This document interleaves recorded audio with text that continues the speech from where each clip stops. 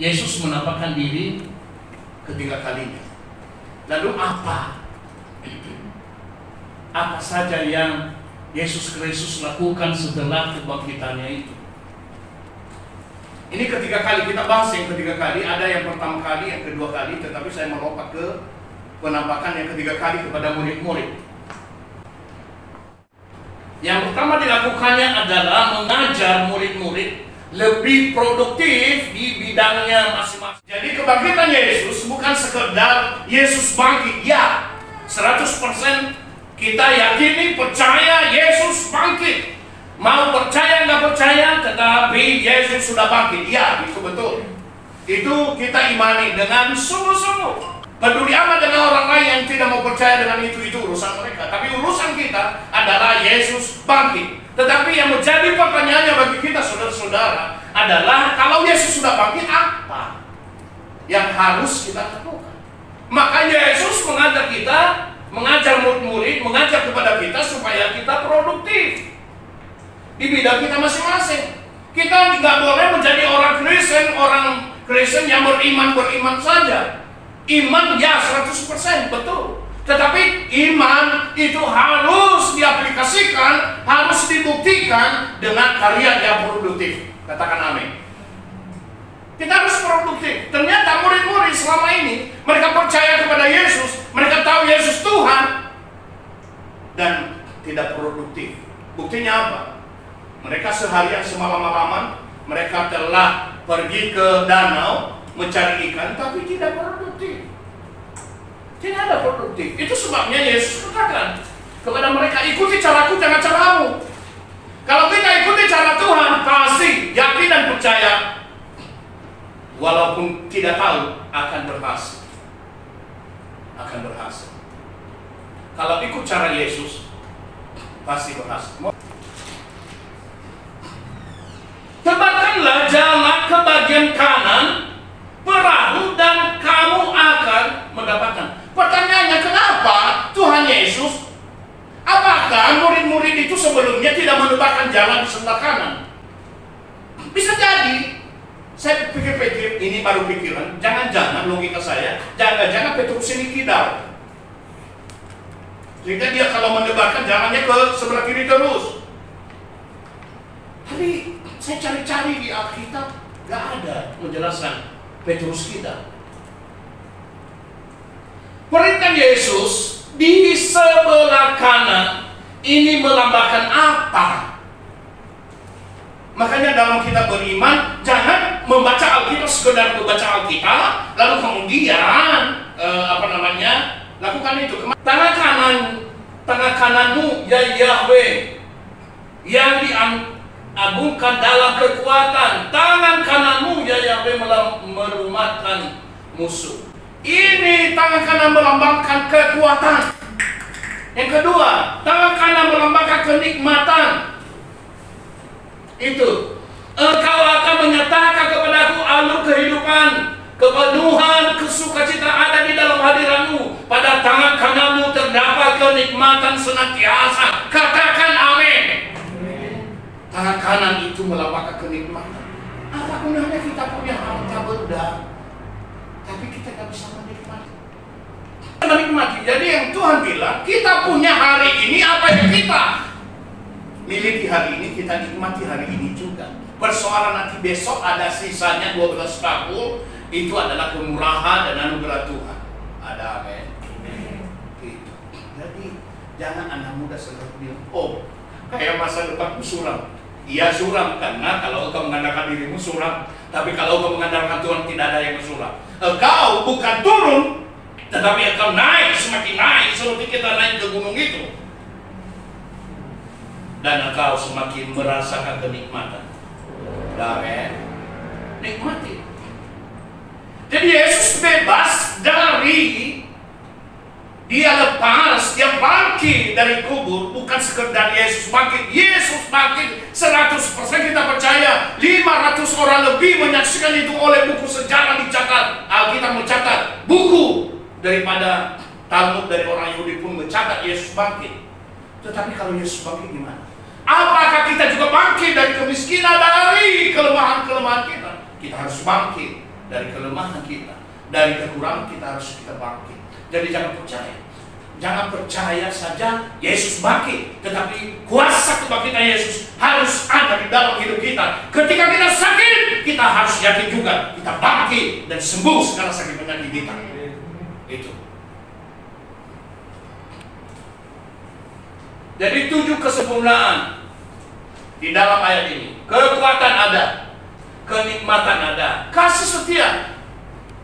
Salah satu bukti kasih setia Tuhan Yesus kepada kita, kasihnya, buktinya kasihnya kepada kita, Dia rela dengan ikhlas tulus mau menderita di atas kayu salib di Bukit Golgota untuk menggantikan kita, mengangkat kutu itu yang seharusnya kita yang dihukum, yang seharusnya kita yang dikutuk, diambil kutu itu dibawa dalam dirinya. Maka semua orang yang percaya kepada Yesus, semua kutuk itu dilenyapkan. Ada amin. Ada kutuk lagi. Kutuk nenek moyang, kutuk orang tua, semuanya dibebaskan. Dibebaskan. Kalau sudah itu kasih setia, hasilnya keselamatan. Keselamatan yang dimaksud di sini bukan cuma sekedar selamat dari kecelakaan, tapi selamat dalam memperoleh hidup yang kekal. Ada kebenaran, ada kekudusan. Kalau udah selamat, 3 hal yang harus dilakukan di dunia ini. Kita udah selamat ya, udah percaya pada Yesus kan, amin.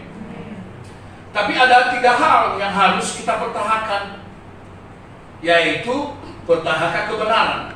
Kalau udah hidup dalam kebenaran, ciri orang yang hidup dalam kebenaran, buktikan diriku, buktikan diri kita masing-masing. Kalau sudah hidup dalam kebenaran, pasti benci dosa, jijik terhadap dosa. Itu kita bahas ya. Kalau kita udah hidup dalam kebenaran, ya kita percaya ciri-ciri, salah satu cirinya, begitu ketemu dosa, langsung jijik, langsung menjauhkan diri, langsung membentengi diri. Itu kebenaran orang kalau udah benar. Dan kalau dia sudah membentengi diri, tetap hidup dalam kebenaran, dia tidak percayalah. Kekudusan, jangan cari-cari ciri-ciri orang yang kudus itu kayak apa sih? Kudus itu bagaimana? Dia udah hidup di dalam kebenaran, jijik terhadap dosa, pasti secara otomatis dia kudus. Katakan, aku kudus. Itu. Dan akhir hidupnya adalah kehidupan yang kekal. Jadi siklusnya itu berputar di situ saja. Jangan pernah keluar dari mata rantai itu. Kalau saja mata rantainya satu lepas, maka yang lain-lain tidak akan berfungsi. Yang kedua, yang tadi adalah Yesus mengajak kita memiliki hidup yang produktif. Yang kedua adalah memberi keyakinan kepada murid-murid tentang dirinya adalah Tuhan. Yesus juga memberi keyakinan kepada kita bahwa ini dia adalah Tuhan. Ada banyak orang, mana ada ayat yang mengatakan Yesus Tuhan, dia mengatakan dirinya Tuhan. Nah ternyata di dalam Alkitab banyak sekali ayat yang mengatakan Yesus sendiri mengakui dirinya Tuhan. Mari kita lihat Yohanes 21. Lalu murid yang Yesus kasihi itu berkata kepada Petrus, itu adalah Tuhan. Jadi pertama-tama mengakui. Orang yang paling dekat dengan Yesus yaitu Yohanes, murid yang dikasihi. Pertama-tama dia mengatakan itu adalah Tuhan. Kalau Yesus bukan Tuhan, pasti dia akan tegur, pasti dia akan hardik itu siapa Yohanes. Kamu kurang ajar. Aku bukan Tuhan. Pasti dia akan marah. Lenyaplah dari hadapanku, hai Yohanes. Tapi Yesus mendengarkan itu, dan dia katakan apa selanjutnya? Maka ketika mendengar bahwa itu adalah Tuhan, ini yang kedua, Simon Petrus mengenakan pakaiannya sebab ia telanjang dan dia menceburkan dirinya ke dalam danau. Kenapa ini? Ini memberikan penghormatan, ada kesegaran Petrus. Tapi selanjutnya tanggapan Yesus. Yesus berkata kepada mereka, mari sarapanlah. Namun tidak seorang pun dari para murid itu berani menanyai dia, siapakah engkau? Karena mengetahui bahwa dia adalah siapa? Tuhan. Ingat kata-kata mari sarapanlah. Jangan lupakan itu, karena ada sambungannya berikutnya nanti. Sorry.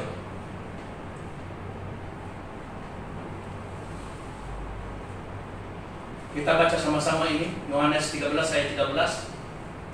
3, 2, 1. Kamu memanggil aku guru dan Tuhan, dan kamu berkata benar, sebab akulah dia. Jika kemudian aku Tuhan dan guru, membasuh kakimu, maka kamu pun harus membasuh kaki seorang terhadap yang lain. Jadi karena Yesus adalah guru dan Tuhan, kita diajar untuk saling melayani, untuk rendah hati.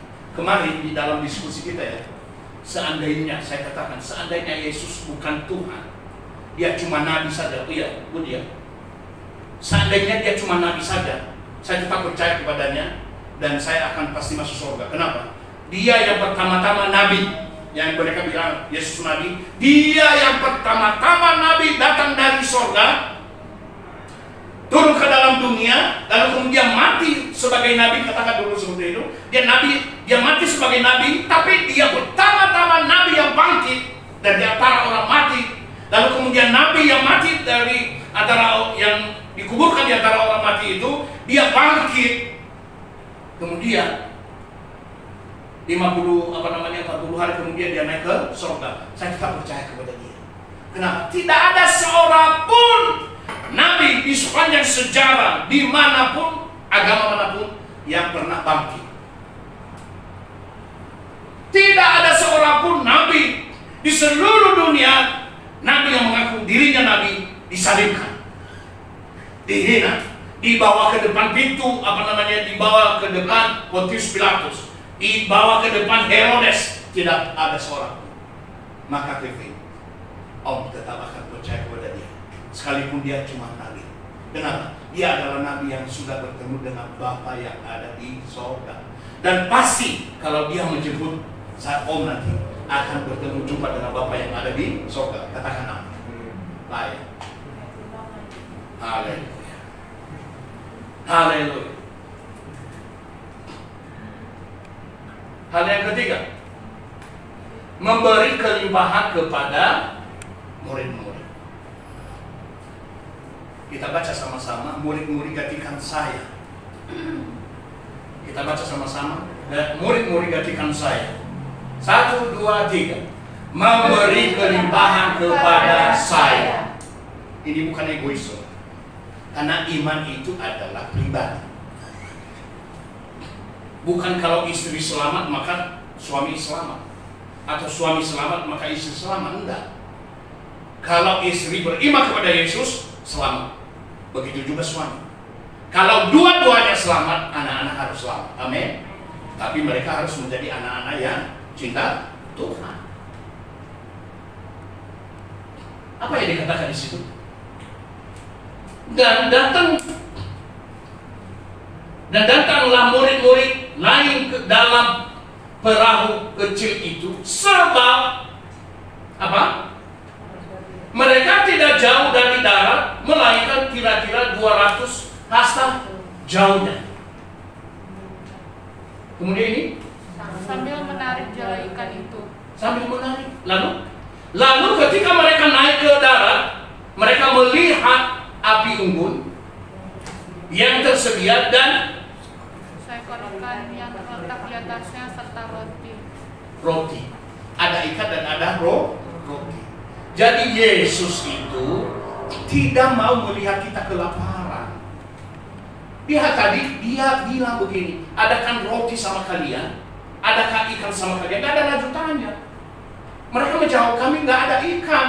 Sudah semalam-malaman kami pergi ke danau dan sudah mencari ikan, tapi gak dapat. Apa kata cara Tuhan? Apa cara Tuhan? Tebarkanlah jalamu sebelah kanan. Ini sebelah kanan mengandalkan Tuhan. Jangan pakai caramu, pakai cara Tuhan di dalam hidup ini.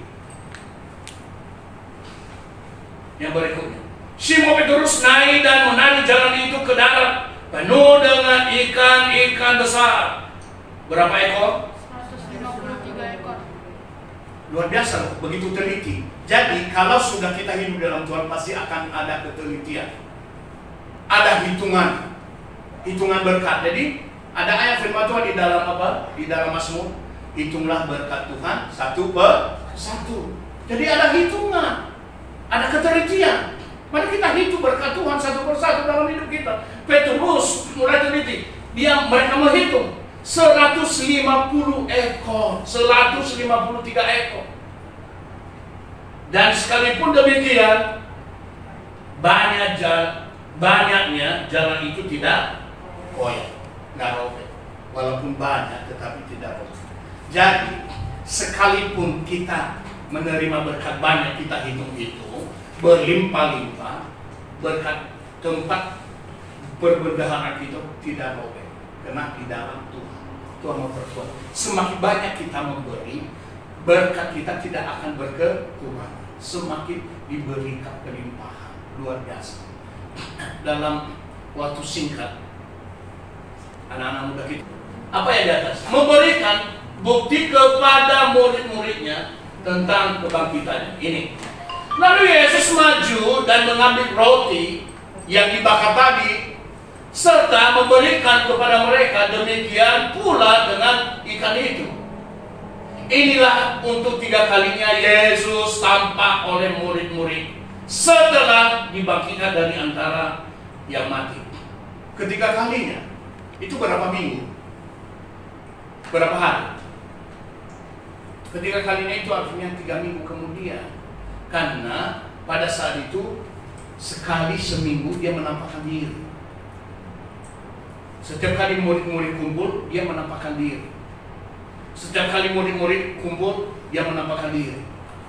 Itu sebabnya sampai 40 hari kemudian dia ada di dunia untuk memanfaatkan pengajaran, menyampaikan bukti-bukti nyata. Jadi Yesus sudah bangkit, maka kita nggak boleh lagi. Itu sebab kita nggak boleh pergi lagi ke kuburan itu, karena sudah bangkit. Jadi orang tua kita pun nanti bangkit juga.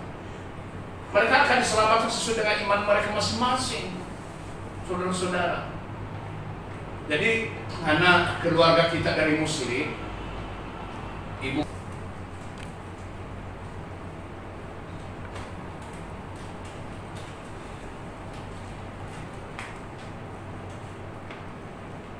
ada amin.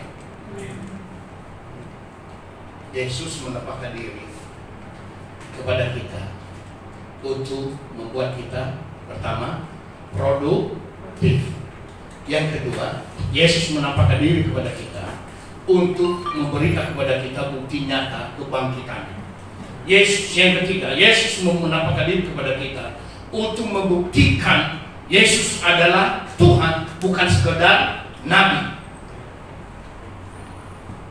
Yang keempat, Yesus sendiri mengajak kita supaya kita saling melayani dengan kerendahan hati. Ada amin? Tuhan Yesus